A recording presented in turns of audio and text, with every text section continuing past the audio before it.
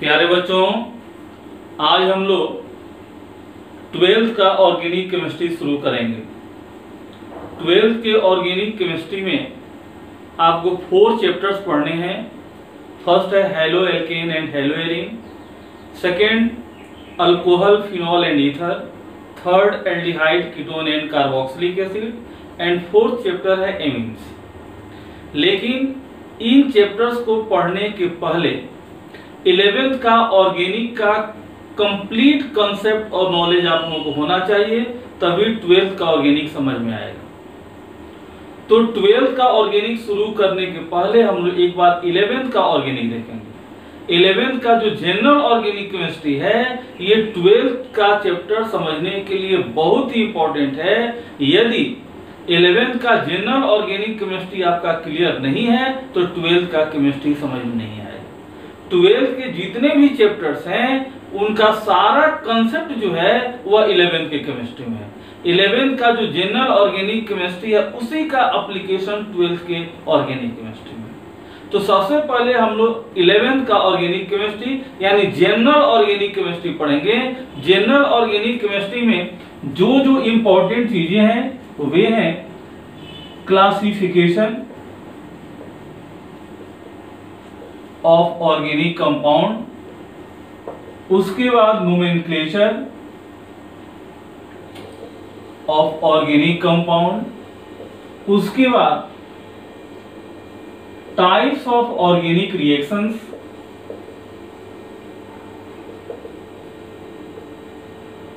Organic reactions, reaction mechanism,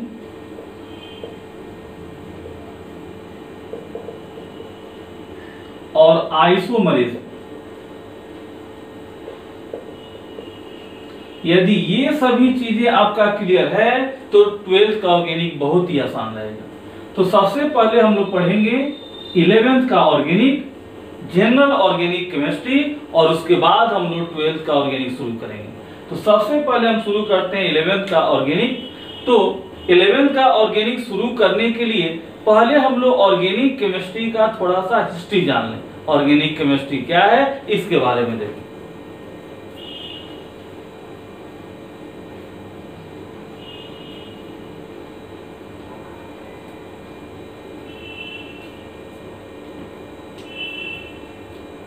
organic chemistry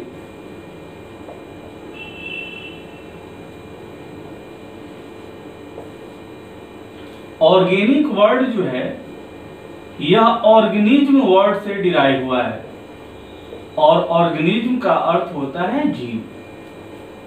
organic शब्द की उत्पत्ति किस शब्द से हुई है? ऑर्गेनिज्म शब्द से हुई है, और ऑर्गेनिज्म का अर्थ क्या होता है? जीव। तो ऑर्गेनिक केमिस्ट्री, ऑर्गेनिक शब्द, केमिस्ट्री आप लोग जानते हैं। केमिस्ट्री क्या होता है? विज्ञान की वह शाखा जिसमें पदार्थ की संरचना, संघटन, गुण और उपयोग का अध्ययन किया जाता है, वह केमिस्ट्री कहलाता है। केमिस्ट्री आपको पहले भी बताया जा चुका है, पढ़ चुके होंगे कि विज्ञान की वह शाखा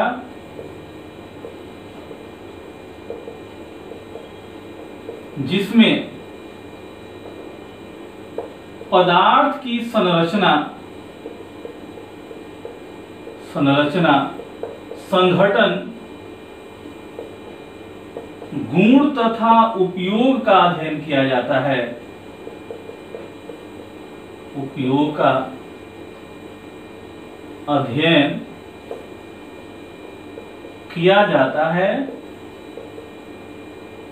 विज्ञान कहलाता है। ये केमिस्ट्री कहलाता है, केमिस्ट्री कहलाता है। यानी केमिस्ट्री में किसका अध्ययन करते हैं? तो पदार्थ की संरचना, संघटन, गुण तथा उपयोग का। ठीक है। अब हम लोगों को केमिस्ट्री का कौन सा पार्ट पढ़ना है? Organic chemistry. और ऑर्गेनिक शब्द की उत्पत्ति किस शब्द से हुई है? ऑर्गेनिज्म शब्द से, और ऑर्गेनिज्म का अर्थ क्या होता है? जीव। तो हम देखेंगे कि सबसे पहले यह जो शब्द है ऑर्गेनिक शब्द, यह किसने दिया था?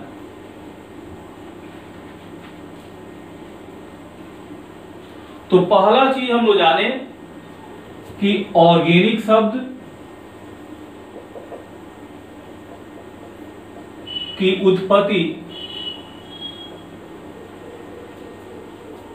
ऑर्गेनिज्म शब्द से हुई है,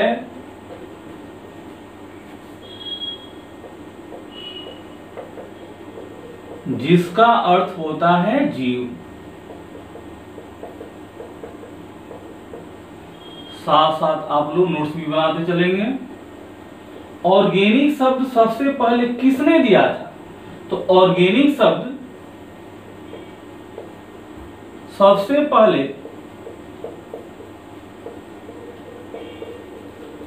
बर्जेलियस नामक वैज्ञानिक ने दिया था।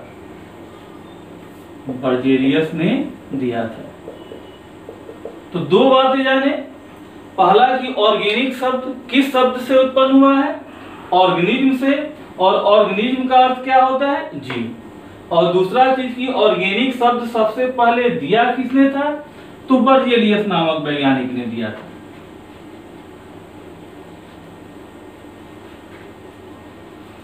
ऑर्गेनिक केमिस्ट्री,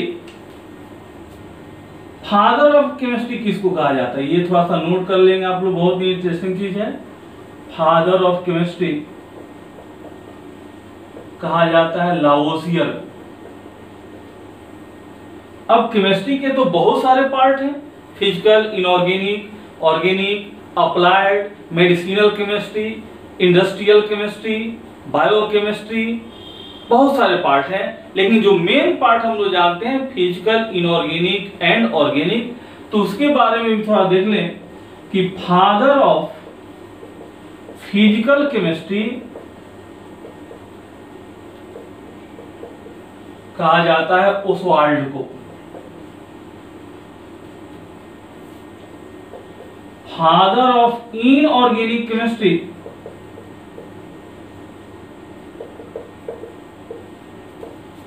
यह कहा जाता है वर्नर को। फादर ऑफ ऑर्गेनिक केमिस्ट्री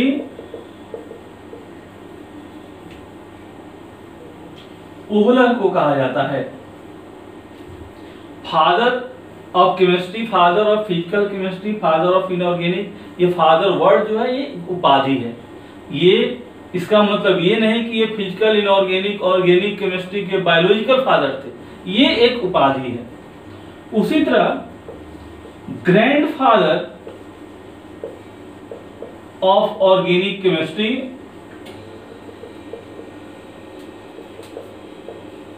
यह कहा जाता है वुडवार्ड को। Woodward is regarded as grandfather of organic chemistry. Father of Indian chemistry किसको कहा जाता है? तो फादर ऑफ इंडियन केमिस्ट्री कहा जाता है आचार्य पीसी राय को। आचार्य प्रफुल्ल चंद्र राय को फादर ऑफ इंडियन केमिस्ट्री कहा जाता है। First Nobel prize in chemistry किसको मिला था? First Nobel prize in chemistry मिला था वान हाफ को। Van Hoff. First Nobel prize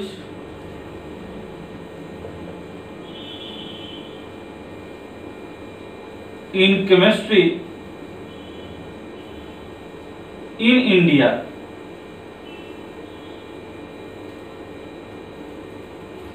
India में फर्स्ट नोबेल प्राइज केमिस्ट्री में किसको मिला था? तो वेंकट रमन रामकृष्णन।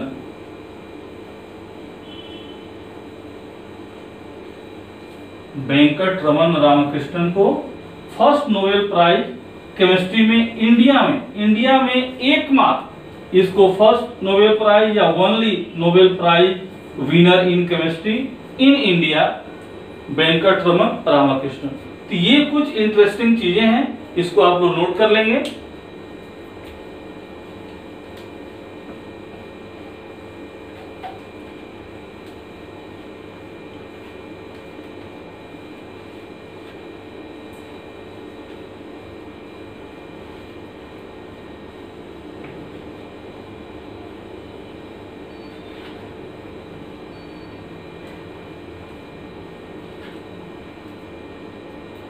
अब हम लोग देखेंगे कि what is organic chemistry. Organic chemistry क्या है? ऑर्गेनिक केमिस्ट्री में हम लोग अध्ययन करते हैं ऑर्गेनिक कंपाउंड का।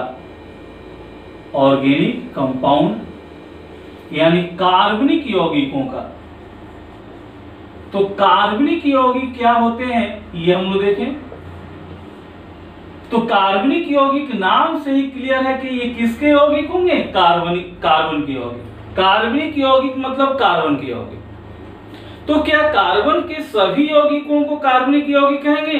नहीं, कार्बन के यौगिकों को कार्बनिक यौगिक कहेंगे, लेकिन कुछ यौगिकों को छोड़कर, जैसे कार्बन मोनोऑक्साइड, कार्बन डाइऑक्साइड, धातु के कार्बोनेट, धातु के बाइकार्बोनेट, धातु के साइनाइड, ये सभी जो हैं ये अकार्बनिक यौगिक हैं।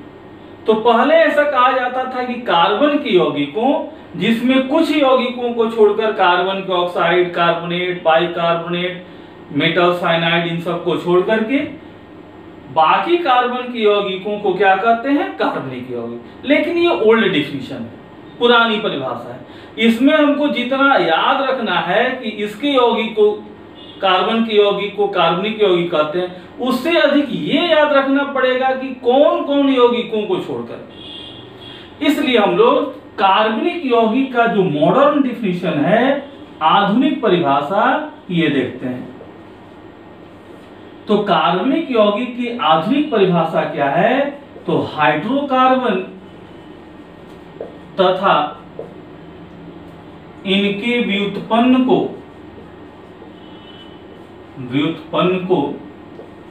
कार्बनिक यौगिक कहते हैं।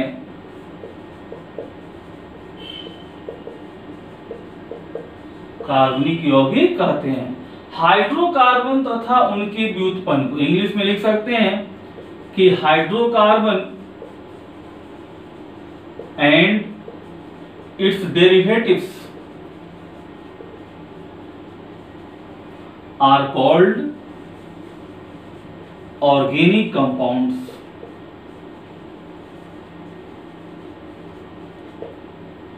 तो कार्बनिक यौगिक किसको कहते हैं? हाइड्रोकार्बन और उसके व्युत्पन्न, ये कार्बनिक यौगिक कहलाते हैं। और कार्बनिक यौगिकों का रसायन विज्ञान की जिस शाखा में अध्ययन किया जाता है वह कार्बनिक रसायन ऑर्गेनिक केमिस्ट्री कहलाता है। तो यदि ऑर्गेनिक केमिस्ट्री का डिफिनेशन देना हो तो कह सकते हैं कि रसायन विज्ञान की वह शाखा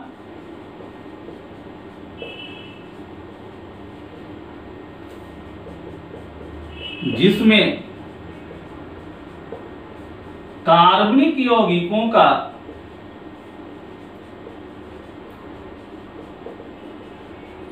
अध्ययन किया जाता है,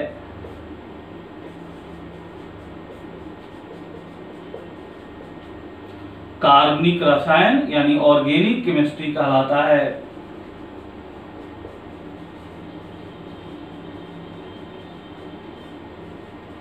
ठीक है, तो हम लोग देखे कि कार्बनिक यौगिक किसको कहते हैं?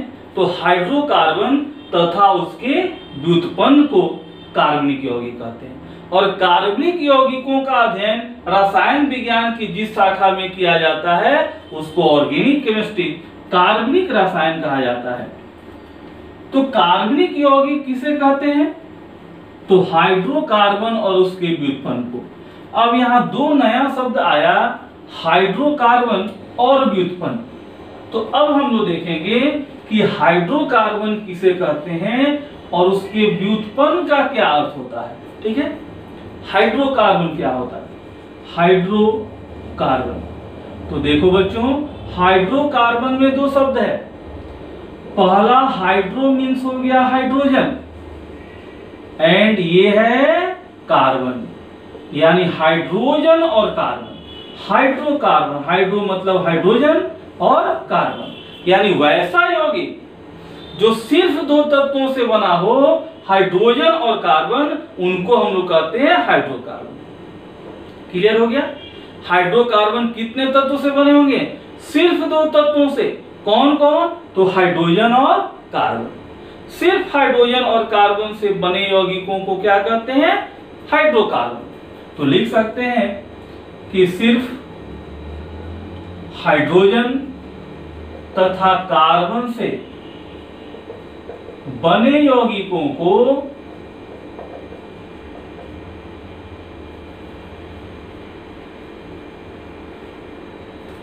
सिर्फ हाइड्रोजन तथा कार्बन से बने यौगिकों को हाइड्रोकार्बन कहते हैं। किससे किससे बना होगा? तो हाइड्रोजन और कार्बन, सिर्फ हाइड्रोजन और कार्बन से बना होगा। अब आप लोग तो पहचान सकते हैं कि हाइड्रोकार्बन कौन होगी। यदि फॉर्मूला लिखा जाए और पूछा जाए कि यह हाइड्रोकार्बन है कि नहीं, तो पहचान सकते हैं। कैसे पहचानेंगे? तो उस फॉर्मूला में केवल दो ही तत्व होंगे। कौन कौन? तो कार्बन और हाइड्रोजन। जैसे देखिए CH4 कितने तत्वों से बना है? सिर्फ दो तत्वों से, कार्बन और हाइड्रोजन, इसलिए हाइड्रोकार्बन हो गया। C2H6 कितने तत्वों से बना है? सिर्फ दो तत्वों से। कौन कौन? कार्बन और हाइड्रोजन, इसलिए भी हाइड्रोकार्बन हो गया। C2H5Cl क्या हाइड्रोकार्बन है? नहीं, क्योंकि इसमें तीन तत्व हैं, कार्बन, हाइड्रोजन और क्लोरीन। ये तीन तत्वों से बना है, इसलिए हाइड्रोकार्बन नहीं। उसी तरह C6H6 हाइड्रोकार्बन है कि नहीं? हाइड्रोकार्बन है, क्योंकि इसमें दो तत्व हैं। कौन कौन? कार्बन और हाइड्रोजन, इसलिए हाइड्रोकार्बन है। उसी तरह कहा जाए C6H5OH क्या यह हाइड्रोकार्बन है? कितने तत्व से बना है? तीन तत्व से, कार्बन, हाइड्रोजन और ऑक्सीजन, तीन तत्व से बना है, इसलिए हाइड्रोकार्बन नहीं होगा। तो हाइड्रोकार्बन तो आप समझ गए होंगे कितने तत्वों से बना होगा? सिर्फ दो तत्वों से। सिर्फ दो तत्वों से बने यौगिकों को क्या कहेंगे? हाइड्रोकार्बन। तो कार्बनिक यौगिक का डिफिनीशन हम लोग देखे कि हाइड्रोकार्बन और उसके व्युत्पन्न को कार्बनिक यौगिक कहा जाता है। तो हाइड्रोकार्बन तो हम लोग समझ गए, क्लियर हो गया ना? किन किन तत्वों से बना होगा? तो सिर्फ हाइड्रोजन और कार्बन। अब व्युत्पन्न क्या होता है? देखिए हाइड्रोकार्बन का व्युत्पन्न, हाइड्रोकार्बन का व्युत्पन्न क्या होता है इसको समझिए। जैसे मान लीजिए कि यह हाइड्रोकार्बन है, ठीक है? कौन कौन तत्व से बना है? कार्बन और हाइड्रोजन। अब इसमें से एक हाइड्रोजन हटा दें, एक हाइड्रोजन हटा दें तो कितना हाइड्रोजन हो जाएगा? 3। अब एक हाइड्रोजन जो हटाए हैं उसकी जगह पर हम कोई दूसरा परमाणु जोड़ दें, जैसे Cl। यह यदि हाइड्रोकार्बन है तो यह जो यौगिक है इसी से उत्पन्न हुआ है। व्युत्पन्न का मतलब उससे उत्पन्न, CH4 से यह उत्पन्न हुआ है, इसलिए इसका व्युत्पन्न कहलाएगा। यह हाइड्रोकार्बन है तो यह हाइड्रोकार्बन का क्या कहलाएगा? व्युत्पन्न। उसी तरह मान लीजिए कि C6H6 है, यह भी हाइड्रोकार्बन है, हाइड्रोकार्बन है। कितने तत्वों से बना है? दो तत्व, कार्बन और हाइड्रोजन। अब इसमें से यदि दो हाइड्रोजन हटा करके दो OH लगा दे, चलिए दो हाइड्रोजन हटा दिए, C6H6 है, दो हाइड्रोजन इसमें से हटेगा तो कितना बच जाएगा? 4। और दो हाइड्रोजन जो हटा उसकी जगह पर दो OH लगा दिए। अब यह हाइड्रोकार्बन है और यह यौगिक इस हाइड्रोकार्बन से उत्पन्न हुआ है, इसलिए यह हाइड्रोकार्बन का क्या कहलाएगा? व्युत्पन्न। क्लियर हो गया होगा? किसी हाइड्रोकार्बन से एक या एक से अधिक हाइड्रोजन परमाणु का विस्थापन जब दूसरे परमाणु या समूह द्वारा होता है तो प्राप्त यौगिक हाइड्रोकार्बन का व्युत्पन्न कहलाता है। कैसे डिफाइन करेंगे? तो जब किसी हाइड्रोकार्बन से, हाइड्रोकार्बन को शॉर्ट में या HC लिखे हैं, हाइड्रोकार्बन, जब किसी हाइड्रोकार्बन से एक या अधिक हाइड्रोजन परमाणु का विस्थापन दूसरे परमाणु या समूह द्वारा होता है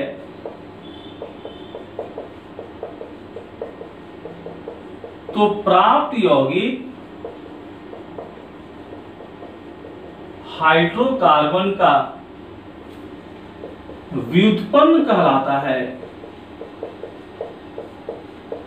ठीक है, जब किसी हाइड्रोकार्बन से एक या अधिक हाइड्रोजन परमाणु का विस्थापन दूसरे परमाणु या समूह द्वारा होता है तो प्राप्त यौगिक हाइड्रोकार्बन का व्युत्पन्न कहलाता है। जैसे देखिए, अभी हम लोग देखें मीथेन हाइड्रोकार्बन है, इसमें से एक हाइड्रोजन हटा और इस हाइड्रोजन को कौन हटाया? क्लोरीन।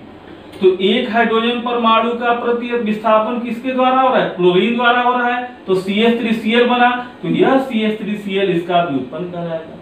उसी तरह बेंजीन C6H6 से दो हाइड्रोजन हटाए और ये दोनों हाइड्रोजन कौन हटा रहा है? दो OH हटा रहा है, तो इसलिए ये C6H4OH2 बना। तो यह बेंजीन का यह यौगिक इस यौगिक का क्या कहलाएगा? व्युत्पन्न कहलाएगा। तो अब आप लोग हाइड्रोकार्बन और उसका व्युत्पन्न समझ गए। जितने भी हाइड्रोकार्बन होंगे या जितने भी हाइड्रोकार्बन के व्युत्पन्न होंगे उन सभी को एक साथ हम लोग क्या करते हैं? कार्बनिक यौगिक कहते हैं। तो कार्बनिक यौगिक आप समझ गए होंगे। हाइड्रोकार्बन का व्युत्पन्न अब आप पहचान सकते हैं। जैसे हम कुछ फार्मूला लिखते हैं और आपको बताना है कि यह हाइड्रोकार्बन है या हाइड्रोकार्बन का व्युत्पन्न है। जैसे देखिए,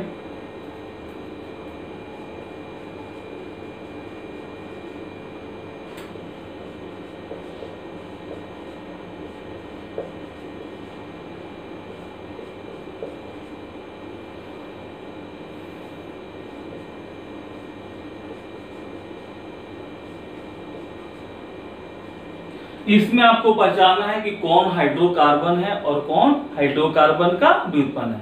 तो हाइड्रोकार्बन पहचानने के लिए बताया गया है कि उसमें दो ही तत्व होना चाहिए, कार्बन और हाइड्रोजन। तो देखिए किसमें किसमें सिर्फ कार्बन और हाइड्रोजन है। तो देखिए इसमें सिर्फ कार्बन और हाइड्रोजन है तो यह हाइड्रोकार्बन हो गया। इसमें सिर्फ कार्बन और हाइड्रोजन है तो यह हाइड्रोकार्बन हो गया। इसमें भी सिर्फ कार्बन और हाइड्रोजन है तो यह हाइड्रोकार्बन हो गया। अब ये हाइड्रोकार्बन का क्या कहलाएगा? व्युत्पन्न कहलाएगा। आप देख सकते हैं कि C2H5 है, इसमें से कैसे ये बना? तो C2H6 में से एक हाइड्रोजन हटा करके एक NH2 जोड़ दीजिए। देखिए क्या प्राप्त हो रहा है?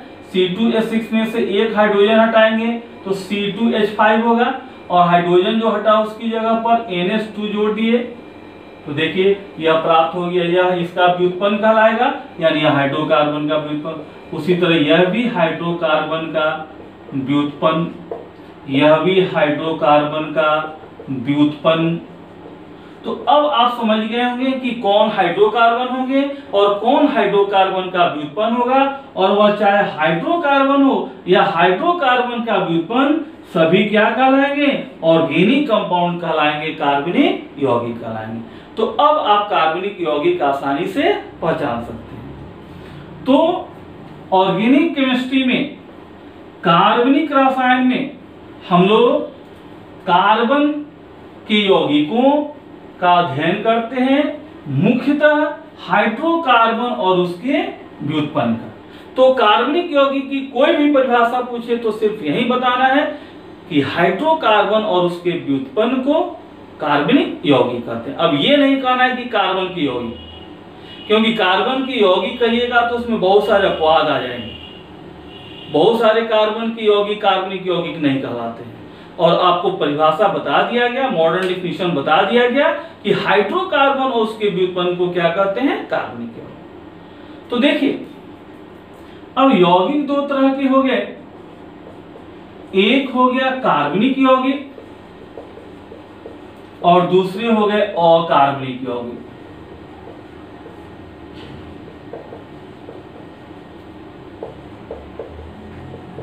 कार्बनिक यौगिक में किसके यौगिक है? कार्बन के। यानी हाइड्रोकार्बन और उसके जितने भी उत्पन्न होंगे सब में कार्बन निश्चित रूप से पाया जाएगा। तो कार्बन की यौगिक कार्बनिक यौगिक कहला गए, और कार्बन को छोड़कर बाकी जितने भी तत्व हैं उन सभी तत्वों की यौगिकों को हम लोग क्या कहते हैं? अकार्बनिक यौगिक। ठीक है, हाइड्रोकार्बन और उसके व्युत्पन्न ये कार्बन की यौगिक हैं, ये सभी कार्बनिक यौगिक हो गए, और इनको छोड़कर जितने भी यौगिक हैं, जितने भी अन्य तत्वों के यौगिक हैं या इनके भी जो बाकी यौगिक हैं कार्बन के, वे सभी क्या कहलाएंगे? अकार्बनिक यौगिक। हम लोग चूंकि कार्बनिक रसायन पढ़ रहे हैं इसलिए यहाँ पर कार्बनिक यौगिकों के बारे में देखेंगे और कार्बनिक यौगिक की विशेषताओं के बारे में। तो कार्बनिक यौगिक तो हम लोग समझ गए कि कौन होंगे? हाइड्रोकार्बन और उसके व्युत्पन्न। अब कार्बनिक यौगिकों की क्या क्या विशेषताएं हैं इसके बारे में देखेंगे। तो हेडिंग दीजिए कार्बनिक यौगिकों की विशेषताएं।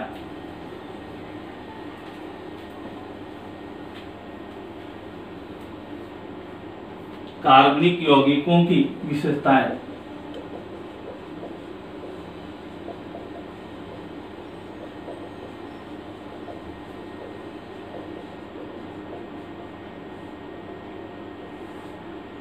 सबसे पहला चीज कि कार्बनिक यौगिक कौन होंगे? तो ये हाइड्रोकार्बन तथा इनके व्युत्पन्न होते हैं। ठीक है, ये हाइड्रोकार्बन और उनके व्युत्पन्न होते हैं। हाइड्रोकार्बन जो होते हैं उनमें कौन कौन से तत्व होते हैं? कार्बन और हाइड्रोजन। और कार्बन हाइड्रोजन के जो बॉन्डिंग होगा, कार्बन और हाइड्रोजन के बीच जो बंध होगा वह प्रायः सहसंयोजक बंध होता है।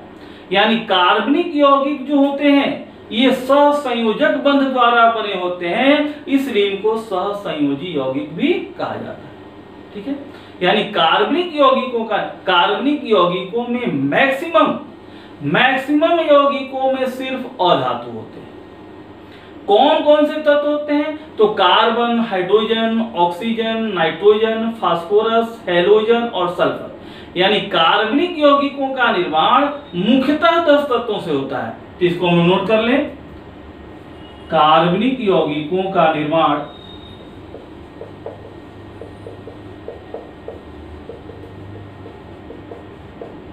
मुख्यतः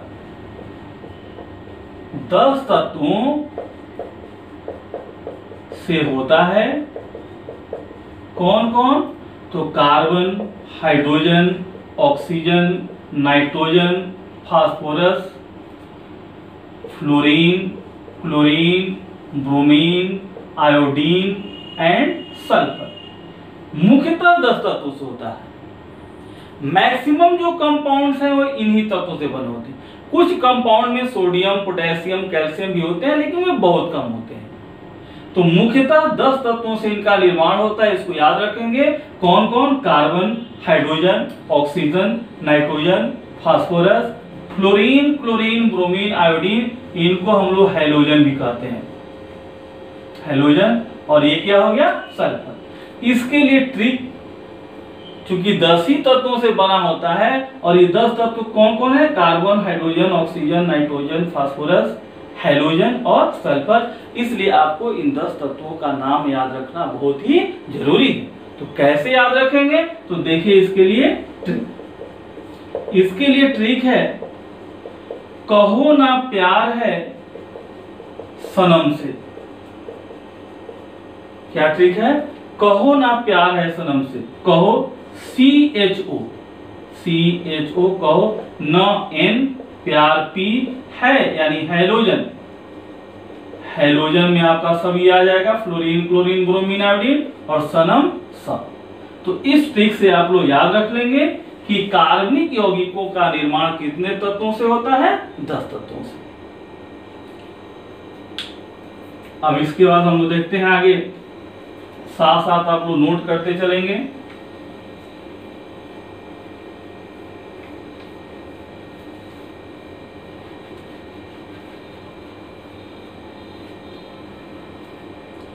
तो तो कार्बनिक यौगिकों का निर्माण 10 तत्वों से होता है। अभी हम लोग जो 10 तत्व देखे ये सभी अधातु हैं और अधातु के परमाणु एक दूसरे से किस बंध द्वारा जुड़े रहते हैं? तो सहसंयोजक बंध द्वारा।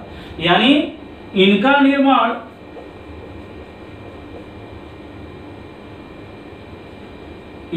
निर्माण प्रायः सहसंयोजक बंध द्वारा होता है।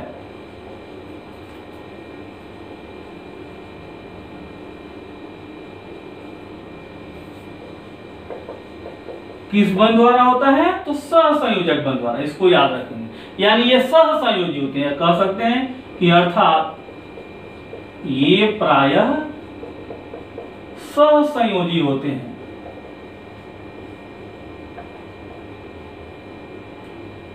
ठीक है, प्रायः का मतलब कि नॉट एट ऑल, पूर्णतः हम सहसंयोजी नहीं कर सकते हैं, लेकिन मैक्सिमम जो कंपाउंड्स होते हैं कार्बनिक यौगिकों के अधिकांश यौगिक जो होते हैं उनका निर्माण सहसंयोजक बंध द्वारा होता है। लेकिन कुछ आयनिक यौगिक भी होते हैं, जैसे मान लीजिए RMgX, हम लोग पढ़ेंगे 12 में पढ़ना है। इसका नाम है R हो गया अल्काइल, Mg हो गया मैग्नीशियम और X हो गया हैलाइड। अल्काइल मैग्नीशियम हैलाइड, इसको ग्रिगनार्ड रिएजेंट के नाम से जाना जाता है। ग्रिगनार्ड वैज्ञानिक हैं, उन्हीं के नाम पर इसका नाम पड़ा ग्रिगनार्ड रिएजेंट। यह आयनिक है, यहाँ Mg पर +2 चार्ज होता है, इस पर माइनस, इस पर माइनस, तो इसका नेचर कैसा हो गया? आयनिक हो गया, क्योंकि यहाँ पर मैग्नीशियम मेटल धातु है और जब धातु आएगा तो वहां पर आयनिक बॉन्ड बनने की संभावना ज्यादा होती है। तो कार्बनिक यौगिक प्रायः सहसंयोजी होते हैं, लेकिन कुछ कार्बनिक यौगिक आयनिक भी होते हैं, लेकिन चूंकि मैक्सिमम सहसंयोजक बंधन द्वारा बनते हैं इसलिए हम लोग इनको क्या कहते हैं? सहसंयोजी। और जब सहसंयोजी होंगे, सहसंयोजक बंध द्वारा बनेंगे, तो सहसंयोजक बंधन से बने यौगिकों की जो विशेषताएं हैं वे विशेषताएं इनमें आएंगी।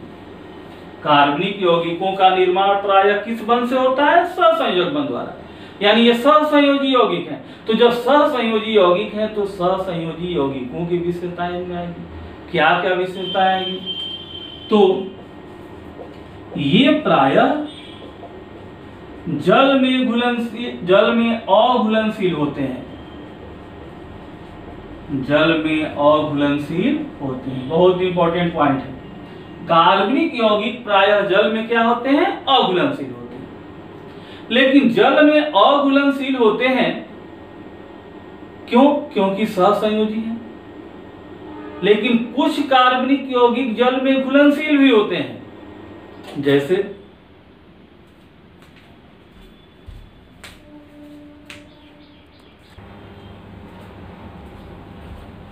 कुछ कार्बनिक यौगिक जल में घुलनशील भी होते हैं। जैसे कौन कौन घुलनशील होते हैं? तो जैसे मान लीजिए हम कहें कि ग्लूकोज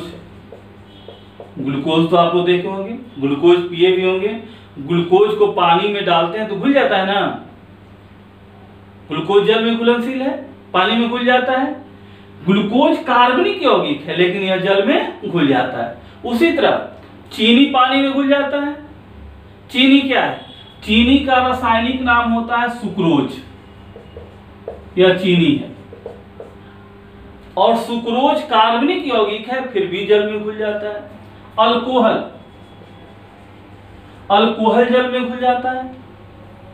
अल्कोहल, इथाइल अल्कोहल जो लोग पीते हैं तो पानी में मिलाते हैं तो पानी में वह घुलनशील है इसलिए पानी में मिल जाता है।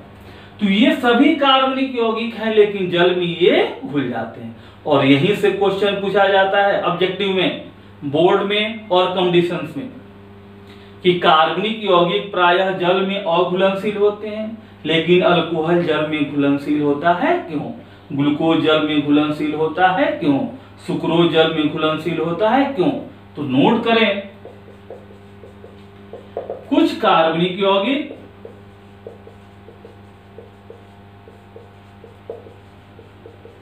जैसे ग्लूकोज, सुक्रोज, अल्कोहल एटसेट्रा जल के साथ हाइड्रोजन बॉन्ड बना सकते हैं,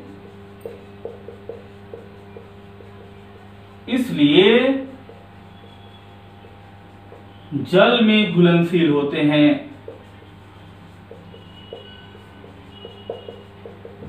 ठीक है, क्लियर हो गया।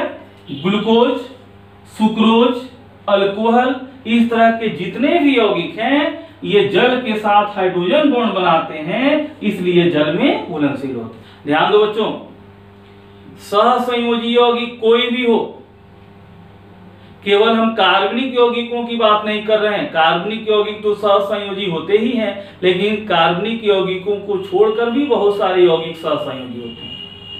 यदि कोई भी सहसंयोजी यौगिक जल में घुलनशील है, सहसंयोजी यौगिक तो प्राय हम लोग जानते हैं कि जल में अघुलनशील होते हैं, लेकिन यदि कोई भी यौगिक सहसंयोजी है और वह जल में घुलनशील है तो उसका एकमात्र कारण क्या है? हाइड्रोजन।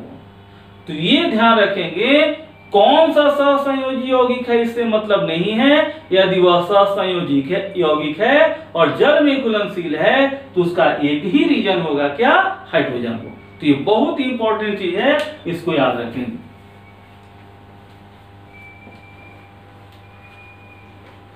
तो हम लोग देखें कि ये प्रायः जल में घुलनशील होते हैं, अघुलनशील होते हैं।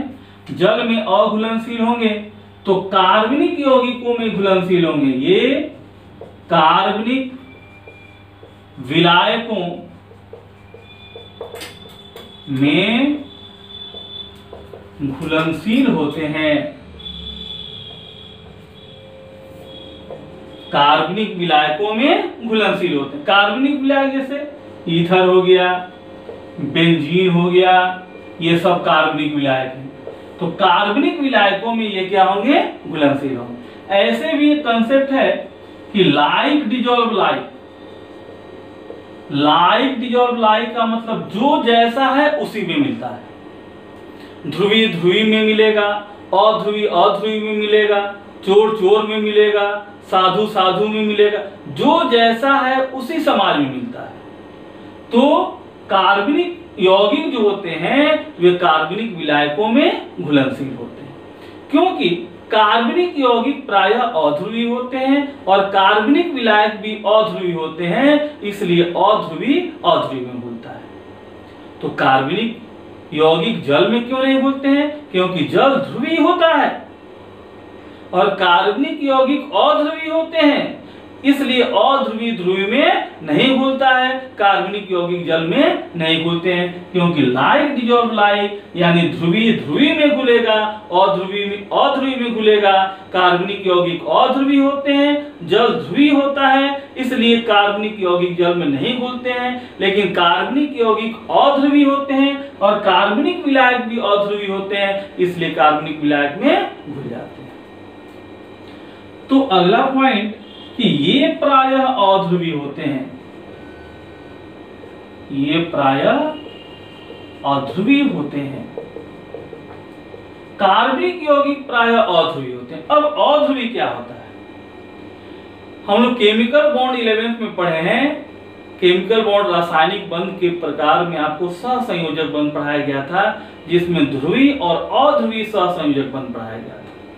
ध्रुवी अध्रुवी क्या होते हैं? जैसे मान लीजिए हम HCl की बात करें, हाइड्रोजन और क्लोरीन के बीच सिंगल बॉन्ड यहाँ पर बनता है। दोनों एक एक इलेक्ट्रॉन का साझा करते हैं। हाइड्रोजन में 1 इलेक्ट्रॉन होता है, क्लोरीन के बाहरी कक्ष में भी 7 इलेक्ट्रॉन है, तो एक एक इलेक्ट्रॉन का साझा करेंगे। इस तरह से हाइड्रोजन क्लोराइड बनता है। अब यहाँ पर साझा में जो एक जोड़ा इलेक्ट्रॉन है, इसको हाइड्रोजन भी अपनी ओर खींचता है, क्लोरीन भी अपनी ओर खींचता है। ठीक है, दोनों अपनी ओर खींचते हैं, लेकिन जिसकी विद्युत ऋणात्मकता अधिक होगी वह अधिक खींचेगा। ठीक है, क्लोरीन की विद्युत ऋणात्मकता हाइड्रोजन से अधिक होती है, तो ये साझा युग्मी इलेक्ट्रॉन किसकी ओर जाएगा? क्लोरीन की ओर जाएगा। नहीं समझ में आया? देखिए, हाइड्रोजन क्लोराइड कैसे बनता है? हाइड्रोजन में 1 इलेक्ट्रॉन हो गया और क्लोरीन के बाहरी कक्ष में 2, 4, 6, 1, 7 इलेक्ट्रॉन। इसको 1 इलेक्ट्रॉन की आवश्यकता है, 7 है तो 8 पूरा करने के लिए 1 इलेक्ट्रॉन चाहिए, और हाइड्रोजन को भी एक इलेक्ट्रॉन चाहिए ताकि ये अपना द्वितीयक पूरा कर ले, ड्यूएट पूरा कर ले। दोनों एक एक इलेक्ट्रॉन का साझा किए तो 2 2 4 2 6 2 8 पूरा हो गया, इसका 2 पूरा हो गया। ठीक है, अब ये जो साझा में एक जोड़ा इलेक्ट्रॉन है इसको हाइड्रोजन भी अपनी ओर खींचता है और क्लोरीन भी अपनी ओर खींचता है। तो किसकी ओर यह ज्यादा खिंचाएगा? तो जिसकी विद्युत ऋणात्मकता अधिक रहेगी उसकी ओर ज्यादा खिंचाएगा। अब एक नया शब्द आ गया, विद्युत ऋणात्मकता। विद्युत ऋणात्मकता क्या है? तो साझा युग्म इलेक्ट्रॉन को किसी परमाणु द्वारा अपनी ओर खींचने की क्षमता विद्युत ऋणात्मकता कहलाता है। साझा युग्म इलेक्ट्रॉन, ये साझा युग्म जो इलेक्ट्रॉन है इसको किसी परमाणु द्वारा, किसी तत्व के परमाणु द्वारा अपनी ओर खींचने की जो क्षमता है उसी क्षमता को विद्युत ऋणात्मकता कहते हैं। जिस तत्व की विद्युत ऋणात्मकता अधिक होगी वह साझा युग्म इलेक्ट्रॉन को अपनी ओर अधिक खींचेगा। तो क्लोरीन की विद्युत ऋणात्मकता अधिक होती है तो क्लोरीन अपनी ओर अधिक खींचेगा। तो ये साझा युग्म इलेक्ट्रॉन किसकी ओर ज्यादा खींचाएगा? क्लोरीन की ओर। अब इलेक्ट्रॉन जिसकी ओर जाता है उस पर कैसा चार्ज आता है? माइनस। और जिसके ओर से जाता है उस पर कैसा चार्ज आता है? प्लस। ठीक है, जिधर इलेक्ट्रॉन जाता है उस पर माइनस और जिसकी ओर से जाएगा उस पर प्लस। लेकिन यह पूरी तरह से नहीं जा रहा है, ये इलेक्ट्रॉन को दोनों खींच रहे हैं। हाइड्रोजन अपना इलेक्ट्रॉन क्लोरीन को दे नहीं रहा है पूरी तरह से, दोनों इसको खींच रहे हैं। इसलिए चार्ज तो आएगा लेकिन पूरी तरह से नहीं आएगा। क्लोरीन पर आंशिक ऋणावेश और हाइड्रोजन पर आंशिक धनावेश। इसी को कहा जाता है ध्रुवी। ध्रुवीयता आ गया, चार्ज आ गया, पोलरिटी आ गई तो यह ध्रुवीय होगा। और यदि चार्ज नहीं आएगा, दोनों की शक्ति बराबर हो तो कोई नहीं खींच पाएगा, या दोनों की विद्युत ऋणात्मकता में बहुत कम का अंतर हो तब भी कोई नहीं खींच पाएगा। और तब वह कैसा होगा? तब किसी पर चार्ज नहीं आएगा, दोनों में से किसी की ओर इलेक्ट्रॉन नहीं जाएगा तो चार्ज नहीं आएगा। चार्ज नहीं आएगा तो वह अध्रुवीय। तो ये हम लोग देखिए कि कार्बनिक यौगिक प्रायः क्या होते हैं? अध्रुवीय होते हैं। ठीक है,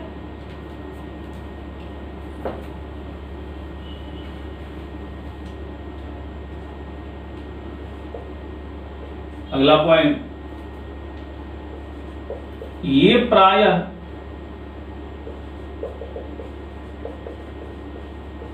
आणविक अभिक्रिया दर्शाते हैं।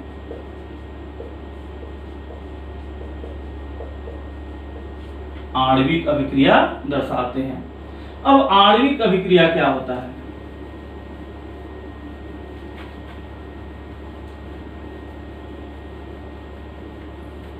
देखो बाबू, अभिक्रिया दो तरह का होता है।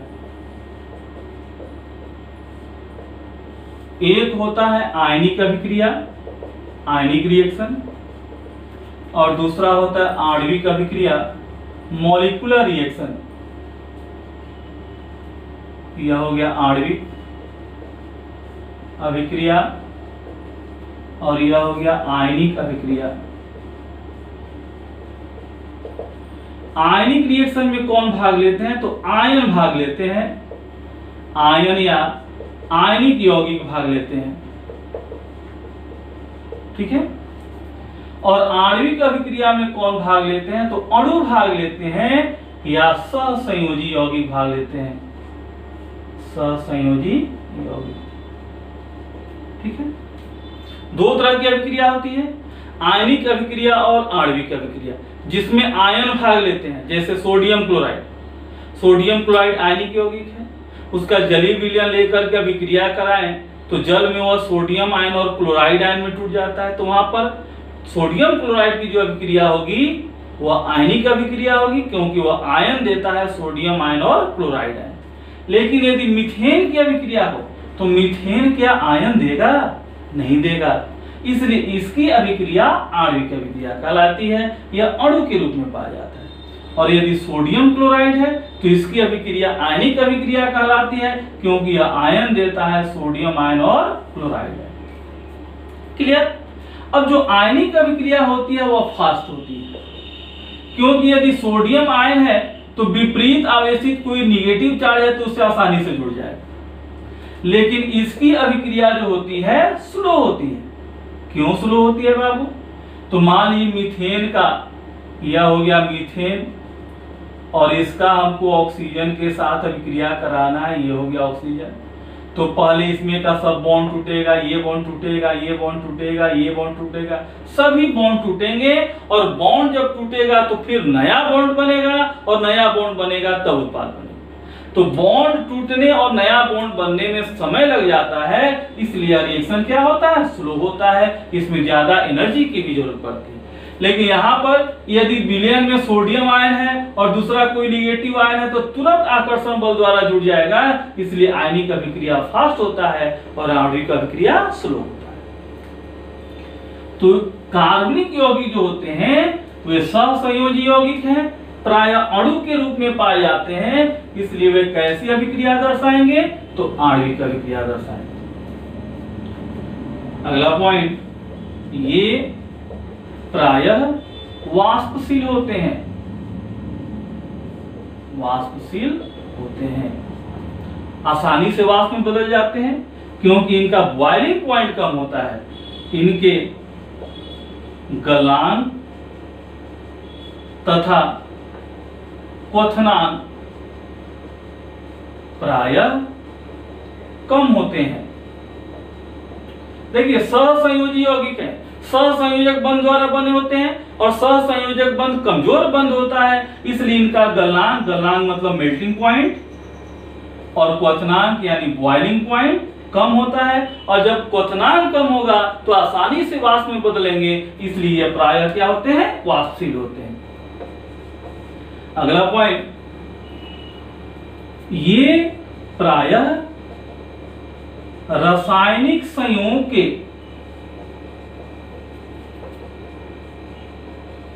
नियमों का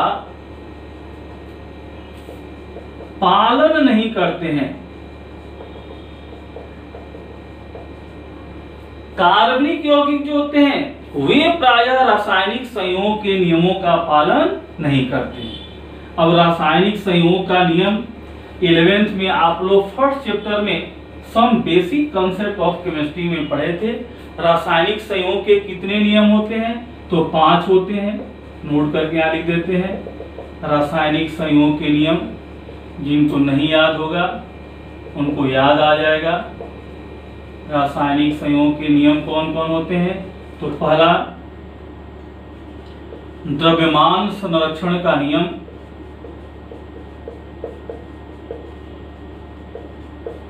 दूसरा स्थिर अनुपात का नियम,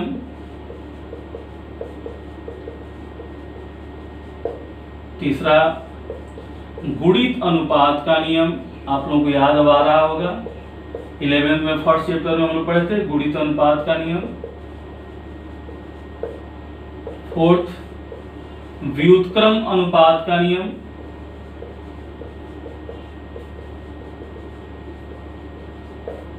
और 5वां गेलुसाक का गैसीय आयतन संबंधी नियम।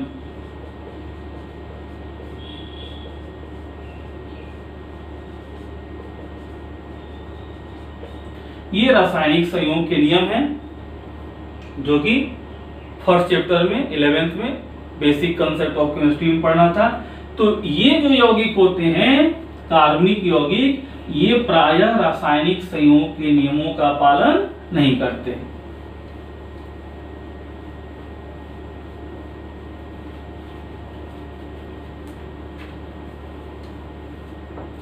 अब देखिए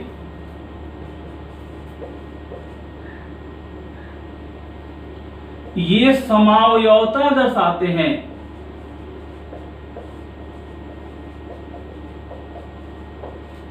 कार्बनिक यौगिकों में समावयवता पाया जाता है। कार्बनिक यौगिकों का एक मेन फीचर है, मुख्य विशेषता है कि इनमें समावयवता पाया जाता है। अकार्बनिक यौगिकों में समावयवता नहीं पाया जाता है। अकार्बनिक यौगिकों में कुछ यौगिक हैं जो जटिल यौगिक कहलाते हैं, कॉम्प्लेक्स कंपाउंड कहलाते हैं, उनमें सिर्फ समावयवता पाया जाता है। जटिल यौगिकों को छोड़कर अकार्बनिक यौगिकों में समावयवता नहीं पाया जाता है। समावयवता किसका गुण है, तो कार्बनिक यौगिक। ठीक है, समावयवता के बारे में डिटेल में हम लोग देखेंगे आगे वीडियोस में, ठीक है ना। इनमें सजातीय श्रेणी पाया जाता है, सजातीय श्रेणी पाया जाता है। ठीक है, समव्यवता और सजातीय श्रेणी ये हम लोग अगले लेक्चर वीडियो में देखेंगे। समव्यवता क्या है, सजातीय श्रेणी क्या है।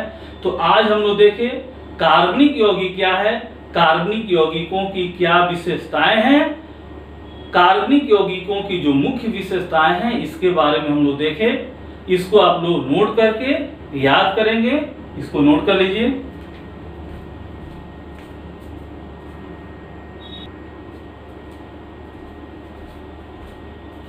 तो आज हम लोग देखें कार्बनिक यौगिक, कार्बनिक रसायन, कार्बनिक यौगिकों की विशेषताएं।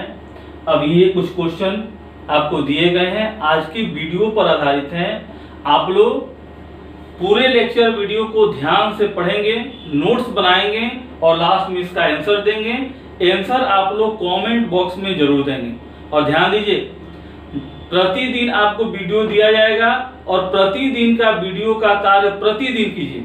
डेली आप लोग पढ़िए, डेली वीडियो को लिखिए, नोट कीजिए, उसको समझिए और आंसर दीजिए। डेली का काम डेली आप लोग करते जाइए। Thank you.